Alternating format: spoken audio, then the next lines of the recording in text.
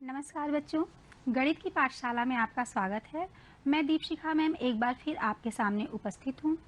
बच्चों, हमने पिछले पाठ में कक्षा 5 की गिनतारा पाठ 2 जोड़ घटाना के बारे में पढ़ा था, जिसमें हमने जोड़ के बारे में चर्चा की थी, जोड़ की क्रिया कैसे होगी ये बताया था। आज हम उसी के दूसरे भाग को पढ़ेंगे, घटाव के बारे में। बच्चों, अगर आपको कई संख्याएं दे दी जाएं और आपको उनमें अंतर करना हो तो आप बहुत आसानी से कर लेते हैं, या कई वस्तुएं दे दी जाएं और आपसे पूछा जाए कि कौन सी वस्तु अधिक है या कौन सी वस्तु कम है, अगर उनकी तुलना करनी हो तो भी आप बता देते हैं। ये सब आप कैसे करते हैं? ये सब आप अधिक वस्तु जो है, जिसकी संख्या अधिक है, उनमें से कम वस्तुओं को घटाकर करते हैं। चलिए मैं आपको समझाती हूँ एक प्रश्न के माध्यम से। ये देखिए, एक प्रश्न है, रमेश के पास 24 गुब्बारे हैं, राधा के पास 12 गुब्बारे हैं, तो बताइए रमेश के पास राधा से कितने अधिक गुब्बारे हैं। एक बार फिर प्रश्न को ध्यान से देखिएगा। रमेश के पास 24 गुब्बारे हैं और राधा के पास 12 गुब्बारे हैं। हम यहाँ पूछ रहे हैं कि रमेश के पास राधा से कितने अधिक गुब्बारे हैं। यहाँ पर कितना अधिक शब्द आया, मतलब कि इन दोनों संख्याओं को हम घटाएंगे। हमेशा बड़ी संख्या से छोटी संख्या को घटाते हैं। आइए देखते हैं ये हम कैसे पता लगाएंगे। रमेश के गुब्बारे 24 हैं और राधा के गुब्बारे 12 हैं। इन दोनों को घटाना है। घटाने के लिए आप जान रहे हैं कि इकाई और दहाई के स्तंभ में हम संख्याओं को लिखते हैं। यहाँ पर हमने 24 में से 12 को घटाया है। ये कैसे घटाया? पहले इकाई से इकाई को घटाया, तो देखिए 4 में से 2 घटाया, कितना आया हमारा? 2। इसके बाद हम दहाई से दहाई को घटाते हैं। दहाई में पहला अंक हमारा 2 है और दूसरा अंक हमारा 1 है। 2 में से 1 को घटाया, 12। मतलब हम कह सकते हैं कि रमेश के पास राधा से 12 गुब्बारे अधिक हैं। एक और प्रश्न देखिए और इस अंतर को समझिए। सरिता को उसके टीचर जी ने पुरस्कार में 18 कलर पेंसिल गिफ्ट में दे दी। उसे पुरस्कार दिया। जब सरिता घर आई अपने, तो उसमें से 10 पेंसिल निकाल के उसने अपने छोटे भाई को दे दिया। अब बताइए सरिता के पास कितनी पेंसिलें शेष बची। यहाँ पर आप देख रहे हैं कि मैंने प्रश्न में पूछा है कितनी पेंसिलें शेष बची। जहाँ पर इस तरह के शब्द आते हैं कि कितनी शेष बची, वहाँ पर हम क्या करते हैं? घटाते हैं। यहाँ पर देखिए हमने क्या किया है, सरिता की पेंसिलें 18 हैं, उसने इसमें से 10 पेंसिल निकाल के अपने भाई को दे दी, तो कितनी पेंसिल बची उसके पास? 18 में से 10 को घटाया, उसके पास 8 पेंसिलें बची। ये हमने कैसे किया है? 18 पेंसिल में से 10 पेंसिल को घटाया है, तो सरिता के पास 8 पेंसिलें शेष बची। बच्चों, यहाँ पर ये समझना जरूरी है कि अगर कहीं पर ये पूछा जाए कि कितना अधिक है, कितना शेष बचा, दो संख्याओं में कितना अंतर है, अगर इस तरह के प्रश्न में शब्द आते हैं तो वहां पर हम हमेशा क्या करते हैं? घटाव की क्रिया करते हैं। एक प्रश्न है आगे, आप देखिए। आपने इसके पहले बिना हासिल का घटाव किया है, यहाँ पर एक बार उसको हम दोहराते हैं। यहाँ दो संख्याएं दी गई हैं। पहली संख्या है 92,478 और दूसरी संख्या है 51,362। यहाँ बीच में घटाव का निशान है और पूछ रहा है कि इनका मान बताइए। आप कह सकते हैं कि 92,478 और 51,362 का अंतर कितना है। जहां पर अंतर शब्द आता है वहां पर हम घटाव की क्रिया करते हैं। आइए इसको करके देखते हैं। सबसे पहले हम क्या करते हैं कि देखते हैं कि हमारी संख्याएं कितने अंक की हैं। यहाँ पर हमारी संख्याएं 5 अंक की हैं, मतलब इनको इनके स्थानीय मान के स्तंभ में लिखने के लिए हम इकाई से लेके 10,000 तक के स्थानीय मान का स्तंभ बनाएंगे। आइए करके देखते हैं। हमने यहाँ पर 10,000, हजार, सैकड़ा, दहाई और इकाई के स्थानीय मान का स्तंभ बनाया। इस स्थानीय मान के स्तंभ में मैंने पहले संख्याओं को लिखा। इसको हम कैसे लिखेंगे? जो बड़ी संख्या होती है हमेशा उसमें छोटी संख्या घटाई जाती है, तो ऊपर हम लिखेंगे बड़ी संख्या। बड़ी संख्या क्या है हमारी? 92,478। इसमें से हमें घटाना है 51,362। घटाने के लिए बच्चों हम क्या करते हैं, सबसे पहले इकाई से शुरू करते हैं, बाएं से बढ़ते हुए दाएं से बढ़ते हुए हम बाएं के क्रम में जाते हैं। एक बार फिर सुनिए, इकाई से शुरू करते हैं घटाना, दाईं तरफ से बढ़ते हुए बाईं तरफ जाते हैं, फिर दहाई को घटाते हैं, फिर सैकड़ा को घटाते हैं, फिर हजार को, फिर 10,000 को। आइए इसको करके देखते हैं। हमने सबसे पहले इकाई में से इकाई को घटाया, यहाँ 8 में से 2 घटाया, कितना आया, 6 आया।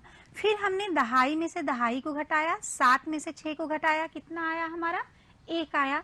फिर सैकड़े से सैकड़े को घटाया, 4 में से 3 घटाया, हमारी संख्या मिली 1। इसके बाद हम हजार में से हजार को घटाते हैं, 2 में से 1 को घटाया, हमारी संख्या मिली 1। अब 10,000 के स्तंभ में आते हैं। 10,000 के स्तंभ में 9 में से 5 को घटाया, हमारी संख्या मिली 4। मतलब घटाने के बाद जो संख्या मिली है वो है 41,116। जिस संख्या में से हम घटाते हैं उसे क्या कहते हैं, वियोज्य कहते हैं, और जिसको घटाते हैं वो वियोजक। और आइए इसको हम हासिल वाले घटाव में समझते हैं। यहाँ पर 2 संख्याएं दी गई हैं। इस प्रश्न को ध्यान से पढ़िए।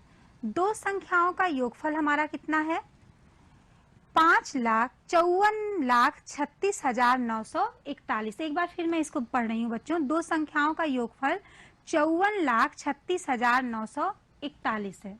यदि एक संख्या हमारी 24,68,752 है तो दूसरी संख्या बताइए। प्रश्न में एक संख्या दी गई है 54,36,941 और दूसरी संख्या है 24,68,752। ऊपर वाली संख्या जो है वो 2 संख्याओं का योगफल है और उसमें से एक संख्या कौन सी है, 24,68,752। हमें दूसरी संख्या पता लगाने के लिए क्या करना होगा, दोनों संख्याओं के योगफल में से जो पहली संख्या दी गई है उसको घटाएंगे। आइए इसको करके देखते हैं। इसको भी हम पहले स्थानीय मान के स्तंभ में लिखेंगे। हमने यहाँ पर इकाई, दहाई, सैकड़ा, हजार, 10,000, लाख और 10 लाख के स्थानीय मान के स्तंभ बनाए हैं। क्योंकि हमारी जो संख्या है वो कितने अंकों की है, यहाँ देखिए 7 अंकों की संख्या है। उसके हिसाब से हमने इकाई से लेकर 10 लाख का स्थानीय मान का स्तंभ बनाया है। आइए अब इसमें हम संख्या को लिखते हैं। तो पहले हम इसमें लिखेंगे पहली संख्या हमारी है 54,36,941। दूसरी संख्या हमारी कौन सी है, 24,68,752। जिस संख्या में से हम दूसरी संख्या को घटाते हैं उसे क्या कहते हैं, वियोज्य। अभी मैंने आपको बताया। और जिस संख्या को घटाया जाता है उसे हम क्या कहते हैं, वियोजक। आइए बच्चों इसको हम घटा के देखते हैं। यहाँ पे आप देखिए इकाई के स्थान पे 1 है, 1 में से 2 को घटाना है। क्या 1 में से 2 घटेगा, नहीं घटेगा ना, क्योंकि हमेशा बड़ी संख्या से छोटी संख्या को घटाते हैं। यहाँ 1 में से 2 नहीं घटेगा क्योंकि 1 2 से कम है। इसके लिए हम क्या करते हैं, अपने बगल वाली संख्या से उधार लेते हैं। बगल वाली संख्या में हमारा कौन सा स्तंभ है, दहाई वाला है। दहाई में ऊपर 4 है, 4 से हमने 1 में उधार लिया तो यह संख्या हमारी कितनी हो गई, यह संख्या हमारी हो गई 11। 11 में कितना हो गया, 1 दहाई 1 इकाई, या आप कह सकते हैं कि 11 इकाई। और यहाँ पर हमारी क्या संख्या बच गई, ये बच गई हमारी 3। ये संख्या हमारी कितनी बच गई, ये 3 बच गई। अब 11 में से 2 को जब हमने घटाया तो कितना आया, ये हमारी संख्या आई 9। यहाँ तो हमने उधार लिया, 11 हुआ, 11 में से 2 घट गया, ये 9 बचा। यहाँ पे 4 ने 1 उधार दे दिया तो इसके पास कितना बच गया, 3 में से 5 तो संभव नहीं है घटाना क्योंकि 3 5 से कम है। तो हम क्या करेंगे, अपने बगल वाले संख्या से उधार लेंगे। बगल वाली संख्या हमारी सैकड़े के स्तंभ में है। सैकड़े में हमारी कौन सी संख्या है, 9। 9 से जब हमने 1 उधार लिया तो ये संख्या हमारी बन गई 13। 13 में 1 सैकड़ा और 3 दहाई, या आप कह सकते हैं कि 13 दहाई। अब हम 13 में से 5 को घटाएंगे, लेकिन जब 9 ने इसको उधार दे दिया तो यहाँ पे कितना बच गया, इसके पास बचा केवल 8। चलिए 13 में से 5 को घटाइए, कितना बचता है आपका, 13 में से 5 घटाया 8 बचा। ठीक है। अब आइए सैकड़े के स्तंभ में। सैकड़े के स्तंभ में हमारा 9 की जगह 8 बचा, क्योंकि 9 ने एक उधार दे दिया था दहाई के स्तंभ को। 8 में से 7 घटाया, हमारा कितना आया? 1 आया। ठीक, अब हम घटाएंगे 1000 के स्तंभ में जो संख्या है उनको। 1000 के स्तंभ में हमारी 6 है। 6 में से क्या 8 घटेगा? नहीं घटेगा, क्योंकि 6 कम है और 8 ज्यादा है। फिर 6 जो है अपने बगल वाली संख्या से उधार लेगा। बगल वाली संख्या हमारी 10,000 के स्तंभ में है, तो जब इसने इसको एक उधार दिया तो ये तो हो गया हमारा 16। इस 16 में एक जो है वो 10,000 है और 6 जो है वो 1000 है, या आप कह सकते हैं ये 16,000 है। अब 16 में से जब हमने 8 घटाया तो यहाँ पे हमारी संख्या मिली 8, लेकिन जब 3 ने इसको एक उधार दे दिया था तो यहाँ तो सिर्फ 2 बचा ना, तो ये हमारा क्या बचा? 2 बच गया। अब 2 में से 6 नहीं घटेगा। जब हम 10,000 के स्तंभ में आए तो 2 कम हो गया 6 से। फिर 2 क्या करेगा? अपने बगल वाले स्तंभ से उधार लेगा। बगल की संख्या लाख के स्तंभ में है, इसने एक इसको उधार दे दिया, मतलब 1 लाख इधर आया। यह संख्या बनी 12, इसमें 1 लाख और ये 2 10,000, मतलब हम कह सकते हैं ये 12,000। 12,000 में से अब ये 12 में से 6 गया तो कितना बचा? ये बच गया आपका 6। और यहाँ जब इसने एक उधार दे दिया था तो ये कितना बच गया? 3। ठीक है, अब 3 में से तो 4 नहीं घटेगा, क्योंकि 3 फिर कम हो गया 4 से। 3 फिर अपने बगल वाले से क्या किया? उधार लिया। इसने एक इसको उधार दिया, 1 आया यहाँ पर, और यहाँ पर कितना बच गया? ये बच गया 4। अब 13 में से हम 4 घटाएंगे। 13 में से 4 जाएगा तो कितना बचेगा आपका? 9 बचेगा। और यहाँ पर 4 में से हम 2 घटाएंगे तो कितना बच जाएगा? ये बचेगा आपका 2। ये देखिए, हमने इकाई से शुरू किया था, बगल वाले से उधार लिया, जो संख्या बनी उसमें इसको घटाया, उधार लेने पे इसमें जो संख्या कम होती है एक, उसको लिखा। ऐसे ही ये क्रिया हम इकाई से लेके 10 लाख तक किए हैं। इस तरह से करने के बाद देखिए हमारा क्या आता है। ठीक है, अब इसको हमने किया तो हमारी जो संख्या आई है वो आपकी आ रही है, देखिए 29,68,189। उसी क्रिया से इसको किया है, ये हमने एक साथ दिखाया, वो आपको क्रमवार दिखाया था। तो हमारी संख्या कितनी बन रही है? 29,68,189। घटाने के बाद जो संख्या प्राप्त होती है उसको हम कहते हैं अंतर। आइए बच्चों, एक हम इस पे करके वार्तिक प्रश्न देखते हैं कि क्या है। घटाव पर आधारित वार्तिक प्रश्न। इस प्रश्न को आप ध्यान से देखिएगा। एक परीक्षा में कुल 21,75,003 बच्चों ने प्रतिभाग किया। ध्यान से प्रश्न को देखिए। एक परीक्षा में कुल 21,75,003 बच्चों ने प्रतिभाग किया। परीक्षा में कुल 20,56,434 बच्चे उत्तीर्ण हुए। इतने बच्चों ने प्रतिभाग किया और ये बच्चे जो हैं वो उत्तीर्ण हुए। ठीक है, अब बताइए कुल कितने बच्चे अनुत्तीर्ण हुए? कुल बच्चों की संख्या दी गई है और कुल उत्तीर्ण बच्चों की संख्या दी गई है। पूछा जा रहा है कितने बच्चे अनुत्तीर्ण हुए। अगर आपसे कहा जाए कि कुल कक्षा में इतने बच्चे हैं, जिनमें से कुछ बच्चे पास हो गए, तो बताइए कितने बच्चे फेल हो गए। तो पास वाले बच्चे को आप कुल बच्चों में से घटाएंगे। और इसके पहले वाले पाठ में मैंने आपको बताया था कि जब वार्तिक प्रश्नों को हल करते हैं तो हमेशा हम ये देखते हैं कि प्रश्न में क्या क्या दिया गया है, उसको लिखते हैं। उसके बाद पता करते हैं कि हमें प्रश्न में क्या पूछा गया है। आइए इस प्रश्न को हल करते हैं। इसमें सबसे पहले दिया गया है परीक्षा में कुल कितने बच्चों ने प्रतिभाग किया। तो हम लिखेंगे परीक्षा में सम्मिलित हुए कुल बच्चों की संख्या 21,75,003। इसके बाद परीक्षा में उत्तीर्ण हुए बच्चों की संख्या 20,56,434। अब हमें पता क्या लगाना है कि बताइए कुल कितने बच्चे अनुत्तीर्ण हुए। इसको हम सबसे अंत में लिखेंगे, परीक्षा में अनुत्तीर्ण हुए बच्चों की संख्या। इसके लिए हम क्या करेंगे, जितने कुल बच्चे हैं उनमें से उत्तीर्ण बच्चों की संख्या को हम घटा देंगे। देखिए ये घटाव की क्रिया एकदम वैसे ही की गई है। इसको एक बार फिर अभ्यास के माध्यम से आप समझ लीजिए। हम इकाई से लेके 10 लाख के स्तंभ की तरफ बढ़ते हैं।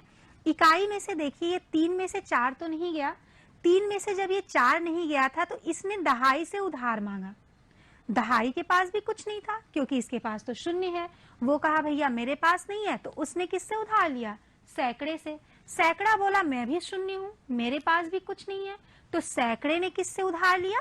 1000 से उधार लिया। 1000 बोला मेरे पास 5000 है, चलो एक मैं तुमको दे देता हूँ। 5 ने जब सैकड़े को एक उधार दिया तो ये कितना हो गया? ये आपका हो गया 10 सैकड़ा। 1000 और शून्य सैकड़ा मिलके कितना हो गया? 10 सैकड़ा। अब इस 10 सैकड़े ने दहाई को एक उधार दिया, तो दहाई में भी ये कितना हो गया? 1 सैकड़ा और शून्य दहाई मिलके 10 दहाई। लेकिन जब इसने इसको दिया तो यहाँ पे आपका कितना बच गया? 9 बच गया। अब दहाई ने इकाई को उधार दिया, ये 10 जब इसको दिया तो एक इसके बगल में आ गया दहाई के स्थान पे, ये हो गया हमारा 13 इकाई। लेकिन जब इसने एक इसको दे दिया तो ये कितना बच गया? 9 बच गया। अब इसको आप ध्यान से देखिए, अब हुआ हमारे इकाई के पास 13 इकाई, 1 दहाई और 3 इकाई। 13 इकाई में से जब हमने 4 इकाई घटाया तो हमारा बचा 9 इकाई। तो इसको हमने 9 वाले इकाई वाले स्थानीय स्तंभ के स्थान पे लिख दिया। अब आइए दहाई वाले पे। दहाई में बचा था 9, 9 में से उसने 3 को घटाया, कितना बच गया? 6 बच गया। आइए सैकड़े वाले स्तंभ पे। सैकड़े वाले स्तंभ में भी 9 बच गया था, इसने इसको एक उधार दे दिया था। 9 में से 4 को घटाया, हमारा कितना बच गया? 5 बच गया। अब हम घटाएंगे 1000 वाले स्तंभ को। 1000 वाले ने पहले ही 5 में से सैकड़े को दे दिया था एक, तो ये बचा था हमारा 4। 4 जो है 6 से छोटा है तो ये तो घटेगा नहीं। फिर 4 ने अपने पड़ोसी से फिर उसने क्या लिया? उधार लिया। इसके पड़ोस में 10,000 वाला स्तंभ है। 10,000 वाला जब इसको एक उधार दिया तो ये तो हो गया हमारा 14। एक 10,000 और 4,000 मतलब 14,000, और यहाँ बच गया हमारा 6। अब 14 में से जब हमने 6 घटाया तो कितना बचा? 8 बचा। अब आइए 10,000 के स्तंभ में। 10,000 के स्तंभ में 6 बचा, 6 में से 5 घटाया, 1 बचा। अब लाख के स्तंभ में आते हैं। लाख के स्तंभ में 1 है, 1 में से 0 घटाया, 1 बचा। और 10 लाख के स्तंभ में 2 है, 2 में से 2 गया, कुछ नहीं बचा, मतलब 0 बचा। तो हम कह सकते हैं कि परीक्षा में अनुत्तीर्ण बच्चों की संख्या कितनी है? 1,18,569। एक बार फिर देखिए, परीक्षा में अनुत्तीर्ण हुए बच्चों की संख्या है 1,18,569। आइए बच्चों, इसी पर आधारित एक और हम अभ्यास प्रश्न करते हैं। इस प्रश्न को ध्यान से पढ़िएगा। रमेश के पास कुल कितने रुपए हैं? एक बार आप इसको स्थानीय मान के स्तंभ के हिसाब से पढ़िए। इधर से हम शुरू करेंगे, इकाई, दहाई, सैकड़ा, हजार, 10 लाख। ये देखिए, इकाई, दहाई, सैकड़ा, हजार, 10,000, लाख और 10 लाख। तो रमेश के पास कुल कितने रुपए हैं? 15 लाख रुपए हैं। उसने जमीन खरीदने में 8,46,000 तथा मकान बनवाने में 2,59,695 रुपए खर्च किए। एक बार फिर ध्यान से बच्चों प्रश्न को देखिए। रमेश के पास कुल 15 लाख रुपए हैं। उसने जमीन खरीदने में 8,46,000 रुपए खर्च कर दिए और मकान बनवाने में 2,59,695 रुपए खर्च किए। अब बताइए उसके पास कितने रुपए शेष बचे? इस प्रश्न को ध्यान से देखिए और देखिए क्या क्या दिया गया है और क्या क्या पूछा गया है। सबसे पहले दिया गया है कि रमेश के पास कुल कितने रुपए हैं, वो लिख लेंगे 15 लाख रुपए। अब सबसे पहले तो प्रश्न में है कि उसने कुल कितने रुपए खर्च किए, तो कुल कितना खर्च किया ये जानने के लिए तो हम जोड़ की क्रिया करेंगे। तो जो खर्च किया है उसको लिखते हैं। उसने जमीन खरीदने में खर्च किया 8,46,000 रुपए। उसने मकान बनवाने में खर्च किया 2,59,695 रुपए। अब ये अगर पता करना है कुल कितने रुपए खर्च किए तो हम क्या करेंगे? जोड़ेंगे। जोड़ की क्रिया आप जानते हैं कैसे करते हैं। इकाई से लेके हमने लाख तक का स्थानीय मान का स्तंभ बनाया, उसमें इन संख्याओं को लिखा और फिर इकाई से लेके लाख तक बढ़ते हुए इसको हमने जोड़ लिया। ये आप पहले पाठ में कर चुके हैं। इकाई को इकाई में जोड़ा, 0 और 5 5, दहाई को दहाई में जोड़ा, 0 और 9 9, सैकड़ा को सैकड़े में जोड़ा, 0 और 6 6, हजार को हजार में जोड़ा, 6 और 9 15, यहाँ पर 5 यहाँ लिखा, एक हमारा यहाँ हासिल के रूप में गया। अब देखिए 10,000 के स्तंभ में 4 और 5 मिलके कितना हुआ 9, लेकिन एक गया है हासिल के रूप में, उसको जोड़ लिया तो 10। 10 में 0 तो यहाँ लिखा, एक चला गया फिर हमारे लाख के स्तंभ में हासिल के रूप में। अब लाख का स्तंभ जोड़िए, 8 और 2 10 और एक इसमें जोड़ दिया तो आ गया 11। कुल रुपए कितने खर्च हुए 11,05,695। अभी प्रश्न में फिर देखिए पूछा क्या गया है। प्रश्न में पूछा गया है कि रमेश के पास कितने रुपए शेष बचे। अब रमेश के पास जितने रुपए पहले थे उसको लिखेंगे और उसने जितने रुपए खर्च कर दिए उसको उसमें से घटाएंगे।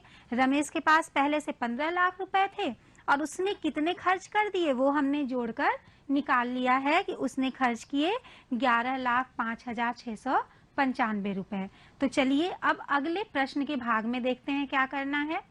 रमेश के पास कुल शेष बचे रुपए, फिर इसको हमने स्थानीय मान के स्तंभ के हिसाब से लिखा। ये देखिए इकाई से लेके 10 लाख के स्तंभ में हमने 15 लाख लिखा। इसमें से घटाएंगे कितना, जितना उसने खर्च किया था, जो हमने जोड़कर निकाला, जो उसने जमीन खरीदने में खर्च किया, जो उसने मकान बनवाने में खर्च किया, मतलब 11,05,695 रुपए उसने खर्च किए। ये इसमें से घटाएंगे तो कितना पता चल जाएगा, कितने रुपए रमेश के पास शेष बचे। देखिए घटाने पर ये हमारा आया है 3,94,305। इसको हमने कैसे घटाया, ये देखिए इकाई के स्तंभ में 0 में से 5 तो नहीं जाएगा, वही क्रिया करेंगे। दहाई से उधार लेंगे, दहाई के पास नहीं है, दहाई सैकड़े से मांगेगा, सैकड़े के पास भी नहीं है, तो सैकड़ा अपने बगल वाले से मांगेगा 1000 से, 1000 के पास भी नहीं है, 1000 फिर 10,000 से मांगा, ये बोला भाई मेरे पास भी नहीं है, 0 है। फिर 10,000 लाख के स्तंभ से जब मांगा तो उसके पास थे 5 लाख थे, उसने उसमें से एक 10,000 को दे दिए। अब इसी क्रिया को इधर बढ़ते हुए 10,000 वाला 1000 को देगा, 1000 वाला फिर सैकड़े को देगा, सैकड़े वाला फिर दहाई को, दहाई वाला इकाई को। चलिए करके देखते हैं। 10,000 जब लाख से लिया तो इसके पास तो हो गया हमारा 10,000, लेकिन इसने दे दिया 1000 को उधार, तो जब 1000 को उधार दिया तो 1000 के पास तो बचा 10,000, लेकिन इसके पास कितना हो गया 9 बच गया।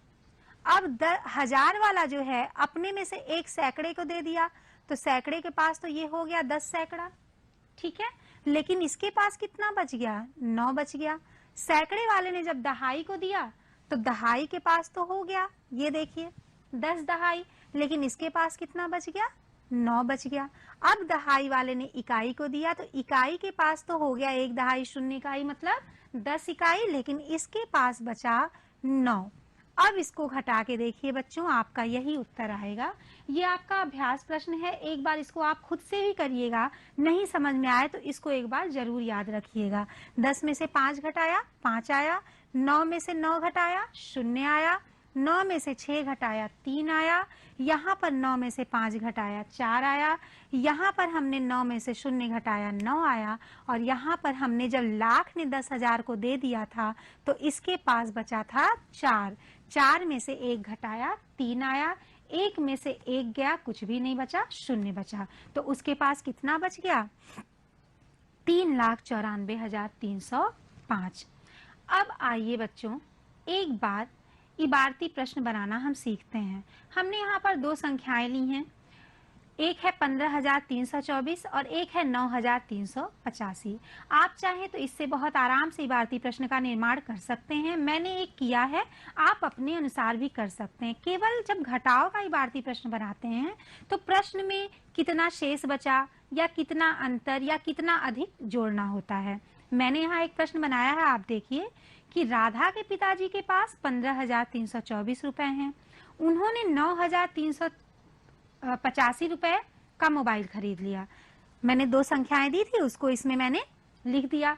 कि उनके पास रुपए कितने हैं 15,324 और उन्होंने खर्च कितना कर दिया 9,385 रुपए का मोबाइल खरीद के इतने रुपए खर्च कर दिए। अब बताइए उनके पास कुल कितने रुपए शेष बचे। यहाँ पर शेष आ गया, कुल कितना शेष बचा, मतलब ये घटाव पर आधारित इबारती प्रश्न बन गया। आप ऐसे घर पे अभ्यास करिएगा, कोई भी दो संख्या लेके उसका इबारती प्रश्न अवश्य बनाइएगा। आइए बच्चों, मैं आपको एक कहानी सुनाती हूँ, इसमें आप खोजिएगा, इसमें प्रश्न छुपा हुआ है, घटाव का ही प्रश्न है।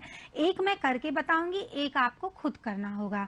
हमारी कहानी है, एक बहुत प्यारी सी लड़की थी चिंकी, उसके दादाजी के फूलों की दुकान थी।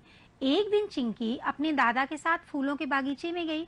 वहां पर ढेर सारे गुलाब के, गेंदे के कई फूल रखे हुए थे। चिंकी ने फूलों को गिनना शुरू कर दिया, शरारती बच्ची थी। उसने पाया कि 75 फूल गुलाब के हैं और 28 फूल जो हैं वो गेंदे के हैं। वो अपने दादाजी से पूछने लगी कि दादा बताइए, गुलाब के फूल गेंदे के फूल से कितने अधिक हैं। 75 फूल गुलाब के गिना और 28 फूल गिना उसने गेंदे के। वो दादा से पूछ रही थी कि ये तो 75 है और ये 28 है, अब आप बताइए कि गुलाब के फूल जो हैं वो गेंदे के फूल से कितने अधिक हैं।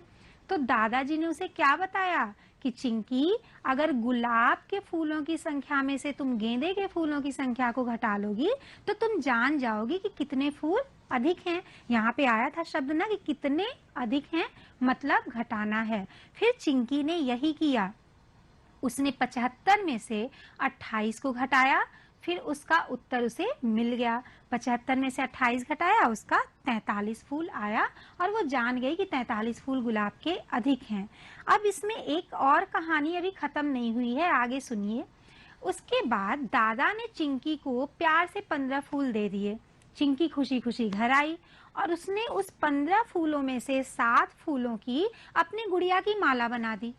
अब बताइए कि चिंकी के पास कितने फूल शेष बचे।